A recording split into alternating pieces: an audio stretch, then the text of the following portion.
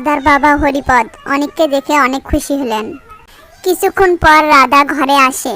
অনিককে দেখে তার চোখ ঝলমল করে ওঠে। ও, কে এসেছে? আমি রাধা।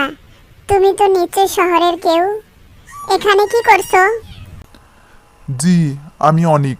আমি এখানে গ্রাম দেখতে এসেছি। আহ, তুমি আমার সাথে শহর নিয়ে গল্প করতে পারো। গ্রামের এইসব বোরিং কাজ, গ্রাম্য মানুষের গল্প শুনতে তোমার ভালো লাগে? অনেক 2 দিন হরিপদের বাড়িতে রইল। এই 2 দিন সে রাধা ও রিনা দুজনের আচরণ গভীরভাবে পর্যবেক্ষণ করল।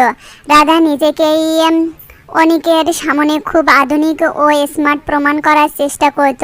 সে সব সময় দামি পোশাক পরে অনিকের সামনে আসতো এবং শহরের অভিজাত্যের গল্প বলতো। অনিক, তুমি কি জানো শহরে আমার এক বন্ধু আছে। সে তো প্রতিদিন সকালে কফি খেতে অনেক বড় হোটেলে যেত। আর আমাদের গ্রামের চা, উহ, গ্রামের এই চায়ের স্বাদও কিন্তু অসাধারণ। এর মধ্যে মাটির গন্ধ মিশে আছে।